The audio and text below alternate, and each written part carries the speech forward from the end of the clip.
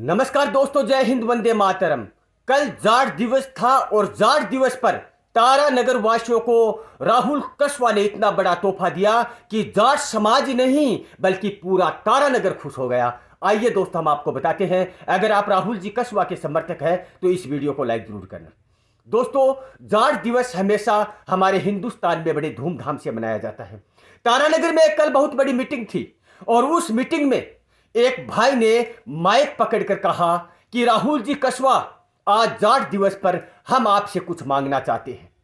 और उसकी बात सुनते ही राहुल कस्वा ने कहा, आज के दिन जाट दिवस पर जो आप लोग मांगेंगे मैं आज खुशी खुशी उससे बड़ा देने की कोशिश करूंगा। दोस्तों, इतनी पब्लिक के बीच में और इतनी भीड़ में उस बंदे ने खड़े होकर कहा कि आज जाट दिवस पर हम तारानगर में एक लाइब्रेरी की मांग करते हैं। और राहुल कस्वा खुश होकर जब स्टेज पर राहुल कस्वा की बोलने की बारी आई तो राहुल कस्वा ने कहा कि तारानगर में नहीं बल्कि पूरे चूरू जिले में शिक्षा को लेकर मैंने इतने बड़े बड़े काम करवाए हैं एमपी के रूप में। आप किसी भी कॉलेज, किसी भी शिक्षा के मंदिर में जाकर देखिए, मेरे पिछले 10 साल के करियर में मैंने बहुत सारे ऐसे काम करवाए हैं जिससे शिक्षा के स्तर पर शिक्षा चूरू में बहुत ऊंचा मुकाम हासिल कर सके। लेकिन जब लाइब्रेरी की बात आई तो राहुल कस्वा ने हंसकर कहा कि आज जाट दिवस पर आप लोगों ने मुझसे बहुत छोटा सा तोहफा मांगा है, लेकिन मैं अपनी तरफ से तारानगर वासियों को लाइब्रेरी के लिए 11 लाख रुपए की घोषणा करता हूं।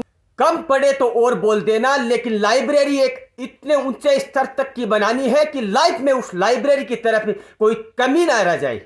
दोस्तों, यह है राहुल कस्वा। राहुल कस्वा ने शिक्षा स्तर से लेकर चूरू जिले के हर एक कार्य को अपने 10 साल के कैरियर में एमपी के रूप में और अब कांग्रेस पार्टी की तरफ से हमेशा चूरू जिले को ऊंचा मुकाम हासिल करवाया है। राहुल कस्वा क्या चीज है, यह भी राहुल कस्वा ने अब की बार लोकसभा के चुनाव में साबित कर दिया था।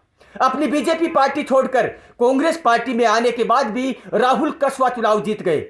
यह सबसे बड़े नेता की निशानी होती है, यह सबसे बड़े काम कराने वाले नेता की पहचान होती है और यह सबसे बड़े उस नेता की पहचान होती है जिसे चूरू जिले की पब्लिक उनसे प्यार करती है।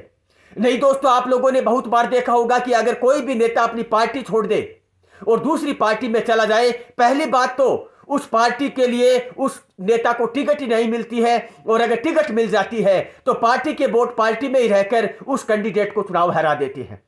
लेकिन राहुल कस्वा ने जो ही कांग्रेस पार्टी ज्वाइन की, जितने भी उनके समर्थक थे, जितने भी उनके वोटर थे, बीजेपी पार्टी को छोड़कर कांग्रेस पार्टी में आने के बाद उनके वोटर भी राहुल कस्वा के पीछे पीछे दौड़ते हुए नजर आए। इसीलिए राहुल जी कस्वा चूरू में लोकसभा का चुनाव 75,000 वोटों से जीता था। आप सभी लोगों को जाट दिवस की मुबारकबाद। राहुल कस्वा ने जाट दिवस पर कैसा तोहफा दिया यह आप लोग कमेंट बॉक्स में बताएंगे। राहुल कस्वा हमेशा की तरह इस बार भी 5 साल के लिए शासक बना दिए गए हैं और हमेशा किसानों के लिए लड़ने वाला नेता था और है और रहेगा, ये पब्लिक बोलती है। और हमेशा किसानों के काम आने वाला नेता अगर राहुल कस्वा नहीं होता तो पार्टी छोड़ने के बाद, दूसरी पार्टी ज्वाइन के बाद राहुल कस्वा को कभी वो जीत हासिल नहीं होती जो आज मिली है चूरू जिले में। दोस्तों, राहुल कस्वा की इस बात के लिए एक शानदार सा कमेंट लगाना, वीडियो को लाइक करना, चैनल को सब्सक्राइब करना। जय हिंद, वंदे मातरम।